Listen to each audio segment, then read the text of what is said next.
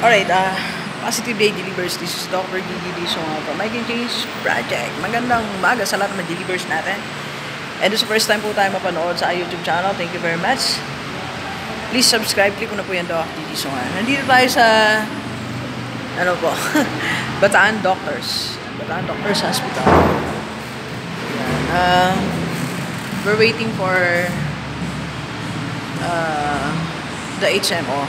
Pinapa-approve natin yung ating insurance because ano tayo magpapa-halter because hindi matrace kung ano bakit nagpa-palpitate tayo, ba't sumasakit ang dibdib natin. Pero one thing I appreciate in my present situation right now is my health insurance. Okay. Meron tayong health insurance ngayon provided ng company. So, this same hospital, dito ako na-operahan 2 years ago, I think. More than a year. Ang bill ko is 129,000. Because I have a health insurance, parang 29,000 na lang binayaran ko. Then, ngayon, I supposed to pay sa mga tests and everything, parang 15,000 ata lahat ng may treadmill and iba-ibang test, no? So, what I realize in my situation is mahalaga na meron tayong health insurance. So, imagine kung wala akong health insurance. So, do may panggastos naman tayo, may allowance tayo for our health. Kaya lang, siyempre, maganda din yung meron kang insurance like this, sumasagot ng mga hospitalization mo, check-up, diba? So, sa lahat ng mga delivers natin na you are working, na kung iniisip mo na hindi mo kakailanganin ng insurance, health insurance, that's wrong. Lalo yung mga 30 pataas, 40 pataas, hindi natin masabi kung kailan bibigay yung katawan natin. So, I suggest you get insurance.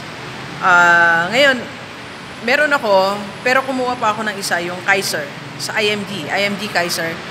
Kasi itong present insurance ko kasi is from my company, provided ng company. What if wala na ako sa company namin, wala na ako health insurance? Ayoko maging dependent ako sa company ko. Gusto ko yung dapat na ako'y nagpi-prepare, ipini-prepare ko, like health insurance, retirement money, di ba? So, hindi naman responsibilidad talaga ng kumpanya mo yan Kaya nga doon sa mga taong nagagalit sila na, ba't talagang ganito yung kumpanya? Ba't gano'n? Sinasabi ko, ang sagot ng kumpanya sa'yo is basically, yung basic pay mo tsaka yung ibang benefits. Pero yung yung added, ikaw ang bahala doon. Kasi sa amin, salamat ako, mabait president namin, meron kami health insurance. Diba? Pero responsibilidad mo yan, okay? So, responsibilidad magkaroon ka, plus yung retirement mo. Hingal pa tayo. Responsibilidad mo din na yung retirement mo, sikasuin mo, okay? Na ibig sabihin, dapat after mong mag-work, kailangan mong parang ako na ata. Ito na, sandali Ito na yung natin. Na-approve na tayo. Okay na po, ma'am. Kailan pa kayo pala kayo tinatawag? Ay, hindi po kasi ka. Okay po. Pasign po ako.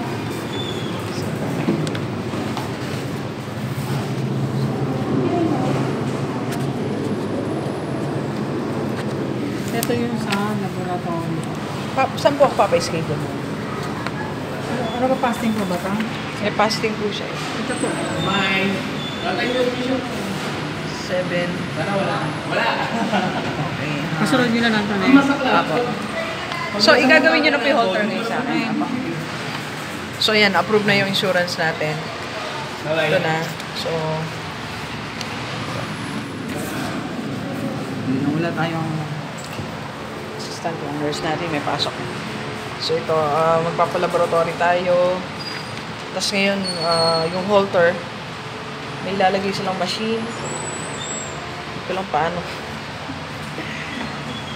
Ito, yung ating gawin. Ito, kasunod tayo hema para So, ang sinasabi ko po ay dapat meron tayong health insurance, okay? Plus yung retirement. Isa sa mga pwedeng tumulong sa atin na mabibigyan tayo ng dalawa, health insurance plus may retirement ka na, is the Kaiser, IMG Kaiser, okay?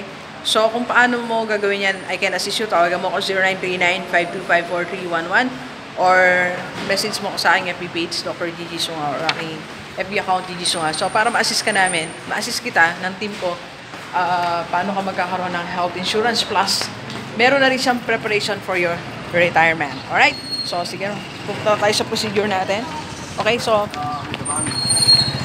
okay. Tayo sa kabila. Okay, so please share this video sa lahat ng kaibigan natin, kahit OFW, para sama-sama tayo mabago at tumulad ang ating buhay. Alright, so thank you very much, GD Verse. Enjoy the rest of the day and let's go, let's go.